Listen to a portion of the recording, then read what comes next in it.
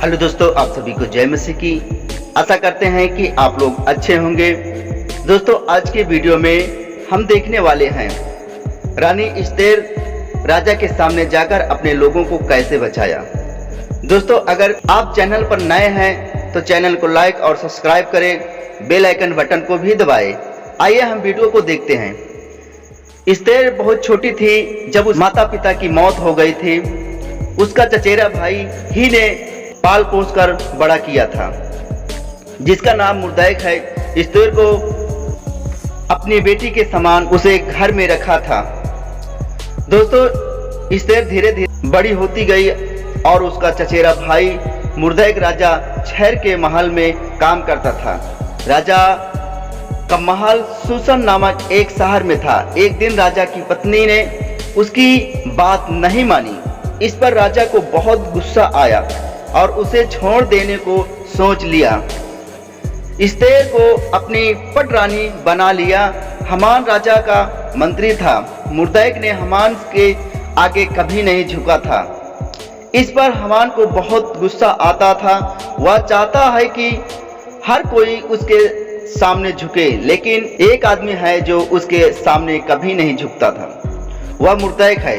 दोस्तों, मुर्दैक जीवित परमेश्वर को मानता था, इसलिए वह कभी मनुष्य के सामने नहीं झुकता था। उसका कहना था कि हामान जैसे बुरे आदमी के आगे झुकना सही नहीं है। इस वजह से हामान को मुर्दैक पर बहुत गुस्सा आता था। पता है उसने क्या किया? उसने राजा से इस्राएलियों की चुगली की। उसने कहा, इस्राएली बहुत बुरे लोग हैं, वे आपके नियम को नहीं मानते। ऐसे लोगों को तो मार डालना चाहिए।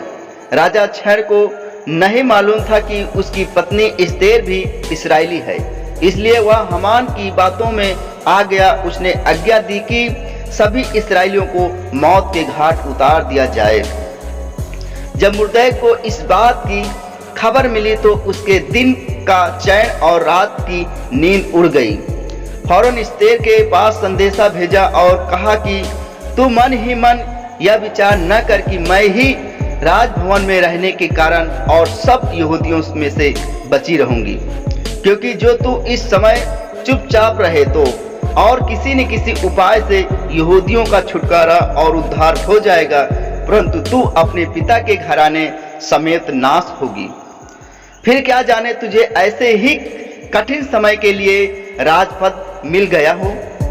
तब एस्तेर ने मुर्दैक के पास यह कहला भेजा कि तू जाकर सूसन के सब यहूदियों को इकट्ठा कर और तुम सब मिलकर मेरे निमित्त उपवास करो। 3 दिन 3 रात न तो कुछ खाओ और न कुछ पियो, और मैं भी अपनी सहेलियों सहित उसी रीति उपवास करूंगी।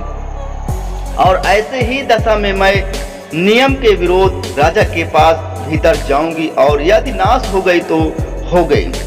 तब मुर्दैक चला गया और एस्तेर की आज्ञा के अनुसार ही उसने किया। दोस्तों, एस्तेर कभी राजा के पास गई नहीं थी, क्योंकि राजा का एक नियम था कि कोई भी तब तक राजा से मिलने नहीं सकता था जब तक कि राजा खुद उसे ना बुलाए। अगर कोई बिना बुलाए राजा के पास चला जाता तो उसे मार दिया जाता था। पर एस्तेर अपने लोगों को बचाने के लिए हिम्मत करके बिना बुलाए ही राजा के पास गई।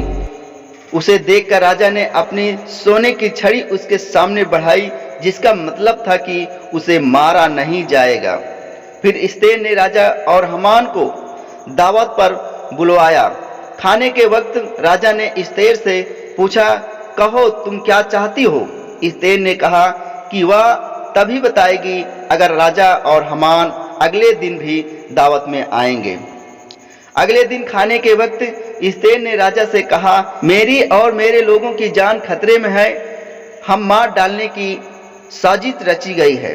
यह सुनते ही राजा भड़क उठा और बोला, कौन है वह? किसकी इतनी जुर्रत हुई?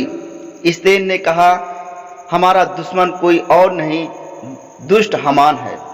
तब राजा ने गुस्से में होकर उसने हुक्म दिया कि हामान को मार दिया जाए। दोस्तों, इस कहानी को सुनकर आपको एक सीख मिलती है कि शैतान भी हमारे जीवन में हामान की तरह काम करता है, लेकिन उसको यह नहीं पता कि परमेश्वर का योजना हमारे जीवन में उससे बढ़कर है। इसलिए हमारे बचाव के लिए पहले ही किसी न किसी को भेज देता है। दोस्तों, कहानी अच्छी लगी हो तो कमेंट जरूर करें।